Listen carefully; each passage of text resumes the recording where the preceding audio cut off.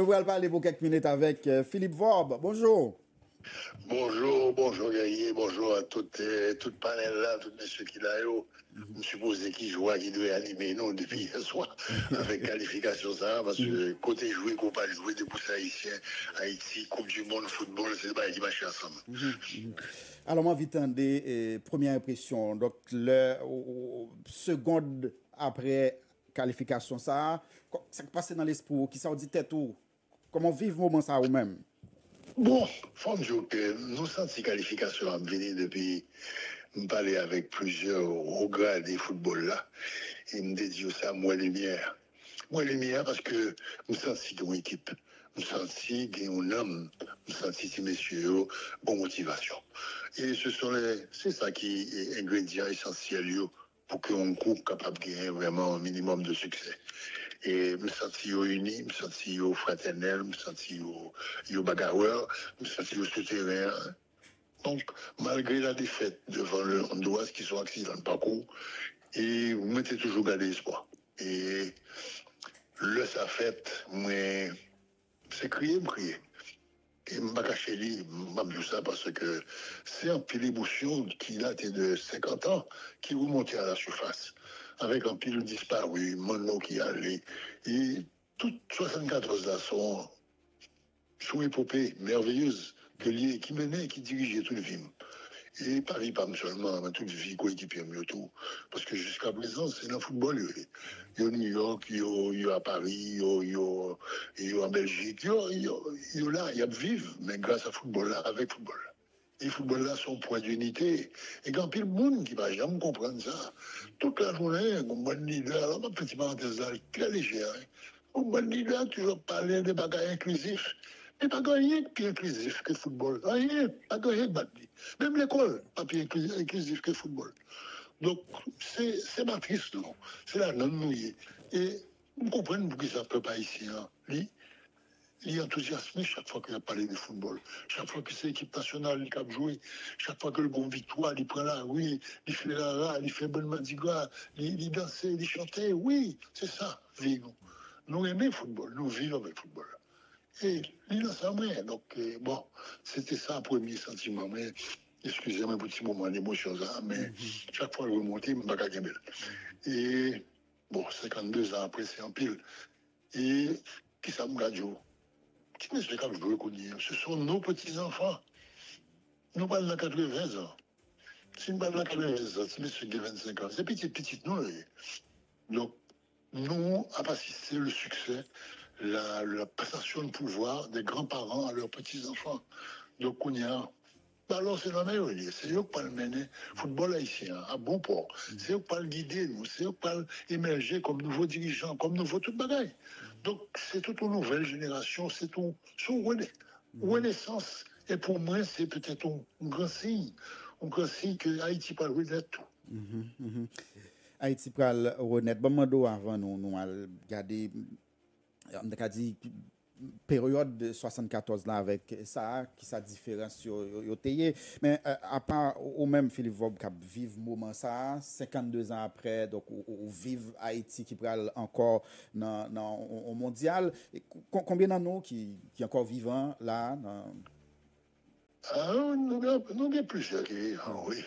Nous pas tant les parler de eux parce que bon nous arrivons là, j'écoutais nous prend un peu le coup, nous avons un peu d'humilité, donc moi, j'ai une chance, c'est la presse, nous sommes dans la presse, donc nous avons une espèce de visibilité que même peut-être que pas gagné. Bien vivre gentiment, Boston et Miami, et Fort Lauderdale, qui est Orlando, qui est à Paris, qui est au Canada.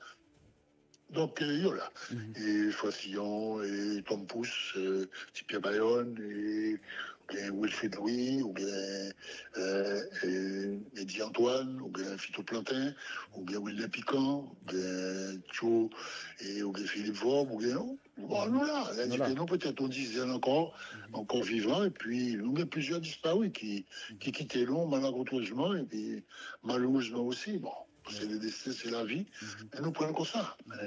Bon, nous là, et puis, ça qui est intéressant, c'est que nous toujours une très proche communication. Nous on contacte l'un à l'autre, nous prenons nouvelles l'un à l'autre, nous parlons l'un à l'autre. Et bon, chez nous, c'est moi qui mandataire, mais et pour la plupart, et pour la collecte de leurs pensions. Donc, je dis que le contact là, nous ne pas disparaître, nous toujours amis, nous toujours qui aiment en pile communication. Est-ce que dans l'analyse, puisque ou même vous été connecté avec le football là, ou fait analyse dans la radio, dans la télévision, est-ce que vous avez une explication, le fait que c'est 52 ans après, nous arrivons là, nous arrivons à aller de nouveau dans la mondiale. Est-ce que vous avez une explication à ça, qui doit être fait, qui pas fait? Oui, c'est le plus bref possible parce que ça, c'est une grosse question. C'est la question qui prend un kilomètre de réponse. Et nous n'avons jamais investi dans le football. Et comme nous n'avons pas investi, nous prenons une mauvaise route. Alors, il faut faire parallèle là, rapidement. Pour 1974, c'était une aventure politique qui était guidée par un objectif politique, qui était utilisé le football là comme un instrument, pas dire de propagande, non, mais de présentation comme espèce d'ambassadeur, parce que nous avons gagné. La preuve, c'est que les non qualifiés, c'est pour ils mettaient des drapeaux noirs et rouges devant, tout le bagage. Donc, c'était l'époque. Donc, c'est grâce aussi à l'implication politique ça que nous sortis dans la misère footballistique que nous vivons là pour une grosse sélection nationale permanente qui t'a brillé, qui t'a évolué dans la Caraïbe. Bon, ça c'est son premier. Deuxièmement, qu'on y a expérience et purement sportive. Ça veut dire son expérience qui n'a pas d'implication politique là-dedans ni gouvernementale. Son implication au niveau de fédération, au niveau de la fédération mondiale de football, la FIFA. Donc c'est deux aspects nettement différents. Nous autres, si nous pas de support gouvernement et à l'époque là, nous pas arriver. Ça c'est sûr et certain. Et deuxièmement, si nous pas de support FIFA, il n'y a pas d'arriver non plus. Parce que c'est FIFA qui supportait toutes les pensions. Et c'est imaginer aux sélections nationales qui a joué 8-10 matchs dans un pays étranger. Côté c'est là, il prend Capli, c'est là, il fait tirer l'entraînement, c'est là, il loue le stade là pour le jouer. Donc, à qui l'argent paye, il faut gagner un peu de frais financiers. Maintenant, c'est imaginer les déplacements de la sélection nationale composée de 22 joueurs qui, pour la plupart, 99,9%, c'est à l'étranger où vivent. Donc, chaque fois pour réunir à Curaçao, ce sont des billets d'avion qu'il faut envoyer à tous les joueurs, aller-retour. Et par exemple, pour et je prends par exemple du 15 d'argent qui est très connu en Haïti, on joue formidable. Et du 15, c'est en Iran. Alors, je suis laissé imaginer un billet d'avion Iran, Curaçao, aller-retour. Et puis après ça, il y a 10 jours encore, le prochain FIFA, il y a pour le retourner encore là, pour le finir en deuxième concentration encore. Donc, ce sont des voyages permanents avec une activité extraordinaire, fourgon service extrêmement bien organisé, qui a géré toute question ça. Donc, bon, il serait souhaitable que nous rentrions un petit peu plus en profondeur à l'occasion de qualification ça, le fonctionnement football haïtien, avec des visites à la fédération, que nous interviewer les vrais responsables pour que nous connaissions. Bon, nous-mêmes, nous vivons à côté football là, nous au courant parce que nous parlons avec eux, mais c'est leur rôle et je pense que c'est notre devoir en tant que presse d'aller au-devant de ces nouvelles vedettes du football haïtien que nous mettons en évidence, que nous parlons avec eux. Même si ce n'est pas téléphone longue distance que nous faisons, mais interviewer, petit monsieur la parole, vous faites peuple à rencontrer, vous faites peuple à rencontrer, donc vous entendez que vous parlez, même si il faut qu'on parle bon créole, mais il a parlé ça, on connaît, il a dit ça, on connaît. On a rencontré, on a content, on a fier de vous, parce que ça vous fait, c'est un bagage extraordinaire. Bon, ce n'est qu'une opinion, pas en politique. Oui, non, mais moi, retenu que vous dites, un bagage important là, c'est que nous pas investi dans le football. Absolument pas. Oui, l'État n'a pas investi dans le football. Et de fait, moi-même, j'ai Jacques Mel de gagner un championnat interdépartemental, c'est ça? Intercommunal, etc. Béné a venu jouer, Jacques Mel, Marigot, Jacques Mel, etc. Mais ça fait longtemps ça a perdu, il n'a pas fait. Nous pas gagné un championnat national. On dit que dans le budget national, vous regardez quel est le budget du ministère de la Jeunesse et des Sports. Et puis là, ça va pour plus ou moins que nous pas rien. Ça veut dire que si nous pas de plan voir ça, Et nous ne pouvons pas arriver loin. Nous ne pouvons pas arriver loin. Et c'est le même problème si bon, c'est situé actuellement au championnat cap jour, championnat de club professionnel. Oui, d'accord, messieurs a organisé beaucoup de football là. Oui, mais de quoi vivent les clubs? De quoi vivent les clubs? Pas de recette, pas de monde qui a la match. Bon, pas de stade depuis 5 ans. Bon, au moins, grâce à nos villes de province, nous gardons un brillant football là, qui est solide quand même, qui baille une présentation, nous honorer présence nous, de FIFA, dans la CONCACAF, dans la CONCACAF des clubs, nous Real, Europe, nous joueurs qui fait des efforts extraordinaires, de Moscou aussi. Donc, c'est sur la bataille de Goumé, mais c'est une bataille pour la survie. Ça veut dire que c'est la misère, oui. La gros misère. Donc, bon, et c'est le mal courage de toute cette grande famille du football qui fait que nous existons, nous là toujours. C'est un grand combat. Et heureusement, il faut mettre en solidaire, les solides, et que les gars, tout le monde derrière, et puis surtout, les gars, peuple avec lui, qui adore le football. Parce que même si pas de football là ici, au moins autant dans le match Barcelone Real Madrid, autant depuis qu'il y a un petit en goal, autant est dans toutes les zones là, monde qui a brûlé, content, joie. C'est-à-dire que sans le football, que serait la vie du peuple haïtien? Bah, on est même. Alors, moi, j'entendais avec un peu l'attention et Philippe Vaub qui a décrit la réalité football par nous, hein, et en sélection nationale avec des joueurs qui ont monté, descendre et dans voyage de bagages qui non seulement ont un peu de dépenses là-dedans, mais qui occasionnent un peu de fatigue tout. Et nous pas de championnat la caille non, l'État pas investi dans le football, mais en dépit de tout, Grenadier nous yo rivé jouer qualification éliminatoire mondial là yo joué un billet qualification yo pas joué un grand match la caille yo pas joué un grand match devant public yo qualifié pour coupe du monde dans condition ça Philippe Vaub et li veut dire qui ça pour même qui compte football qui compte ça football là mandé c'est toute la grandeur la magnitude de l'exploit. C'est là tout exploit sorti, c'est là toute grandeur de messieurs, c'est là toute force, c'est là tout baronné même. Et égoïsme qui gagne dans l'aventure ça. Parce que gagne là qui peut-être pas, yo quitté, c'est des diasporas, des banques de la diaspora, yo pas fait en Haïti, mais papa et maman d'origine haïtienne. Or, les nouveaux règlements de la FIFA permettent que sous d'origine, on doit jouer. Ou bien par exemple, l'autre cas qui présentait, ma faut pas mettre sous petit, le cas de Curaçao, qui c'est plus petit pays au monde qui jamais participé dans la Coupe du Monde et le qualifié. Il qualifié avec qui ça grâce à l'origine de ces joueurs qui sont ils vivent en Hollande, mais ils sont d'origine curaçaolaise. Et qu'on y a, ils ont un passeport curaçaolais et puis on joue pour Curaçao. Mais ils n'ont pas fait dans Curaçao. Donc, ce sont l'évolution du football mondial pour l'agrandissement, le rassemblement de toute la grande famille sportive pour faire d'elle le plus grand sport au monde. C'est le football. Tant par la quantité que par la qualité, que par les finances, que par toute implication mondiale que le gagne. Bon, c'était le souhait et le vœu de la FIFA. C'est un vœu qui est réalisé. La Coupe du Monde, au début, était jouée à 16 clubs, qu'on y allait jouer à 48. Donc, dans cette zone, nous avons gagné un représentant, nous déjà les 6 qui qualifiés, et nous sommes capables éventuellement, si on gagne un barrage continental là, nous avons gagné 2 encore. Et en l'occurrence, c'est la Jamaïque et Suriname qui peuvent jouer barrage intercontinental. Ils peuvent jouer contre l'autre pays et l'autre continent qui ont même tout le barrage là. Il y a 6 équipes qui ont un barrage. Donc, il y a 2 pas qualifiés définitivement pour la Coupe du Monde. Après, les barrages. Donc, nous avons encore peut-être une possibilité. Donc, voilà l'ouverture actuelle du football mondial pour la progression, pour le bien-être et pour le rapprochement du monde. Donc, c'est des grands mouvements mondiaux et qu'on a discuté là depuis bien longtemps déjà. Et bon, nous entrons là-dedans, heureusement.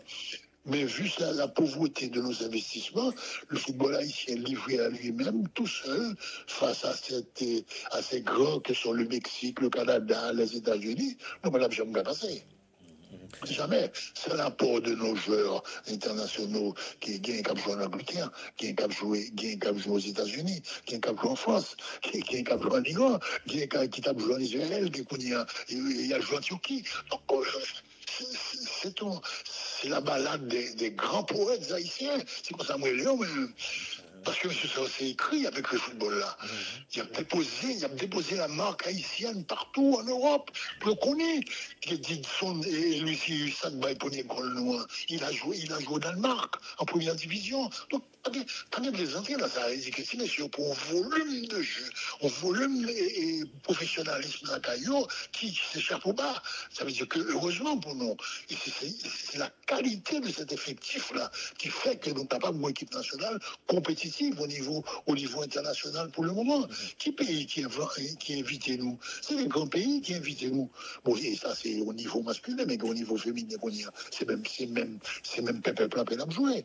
Là, je dis même Pepe Pla, ça a le sens que c'est même musique-là. Musique-là, c'est que toutes aux internationales haïtiennes, elles sont toutes à l'étranger. Il a joué aux États-Unis, il a joué en France, il a joué en Belgique. Ça veut dire qu'il y a une fréquentation mondiale, qui est la Bretagne qu'on est. Donc ça veut dire que nous avons une compétitivité mondiale qui est entrée sur nous et qu'elle a exploité. Et c'est formidable pour le pays et pour la jeunesse. Et est-ce à dire, Philippe Vob, que oui, le talent est là, mais il en faut beaucoup plus. Il faut gagner plus encadrement, plus investissement si nous voulons aller plus loin et faire plus belle performance dans le mondial là? Oui et non. Bon, oui, dans le sens où plus ou gain talent, plus ou gain gros joueur, c'est plus équipe fort. Sont logiques. Mais maintenant, il faut de la compétitivité. On y a là, il faut qu'on gagne des stades adéquats, des installations adéquates et qui permettent que on recevoir des grands matchs. Quand il y a un stade Silvio 14, son stade qui est obsolète, son stade qui est construit, excusez-moi, c'est le même chiffre qui revient en 1952. En 1952, le stade Silvio 14, ben là, il prend 3 réparations, il a essayé de bricoler le processus de ballon, agrandissement pour rendre même quelque chose de potable sur le plan international qui dit, bon, il y a homologué ce stade-là, mais il n'est plus question de ça. Donc, il est à envisager d'urgence qu'on est dans les projets d'urbanisation haïtienne et de développement que la construction de stades, mon vieux. C'est pas possible que nous, là, toujours, dans béquet, alors que le football a tellement satisfaction déjà, tel qu'il est au niveau sportif, presque tout de gloire que nous gagnons. À part qu'on y a petit sport karaté, qu'on s'est petit succès. Mais tout c'est dans le football. Nous champions régional, nous champions intercontinental, nous champions et CONCACAF. Mais tout ça, c'est football, là.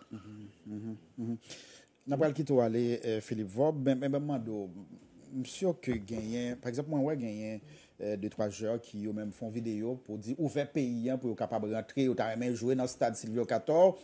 Ma vie, par exemple, nous-mêmes en 74, nous avons retourné en Haïti. Comment ça a été? Est-ce que c'était même engouement ça, côté que tout le monde te débarqué vient recevoir nous? Et imaginez que jeunes Sayo, qui ont même bien souhaité recevoir, que citoyens haïtiens recevoir, comme ça, il n'y a pas de possibilité ça. C'est terrible.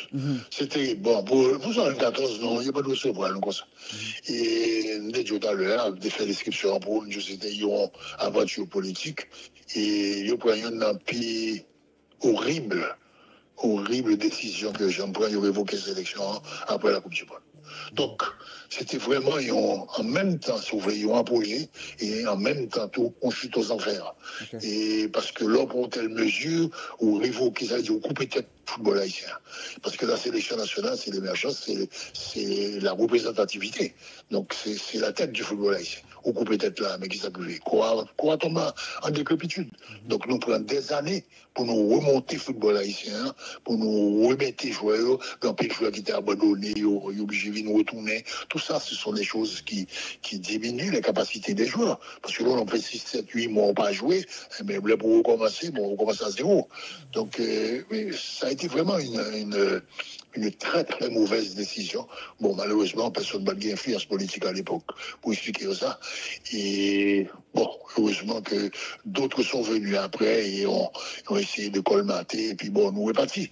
Mais nous avons quand même pris un gros brick. Et bon, nous est partis, nous espérons que le débat comme ça va jamais arriver encore. Et mais ça dit extrêmement juste, c'est quand même dommage que tu messieurs au Konien, parce qu'à débarquer là dans l'aéroport, le Maïgati, et puis dans le chercher, et puis nous monter en l'air, nous faire rencontrer peuple haïtien.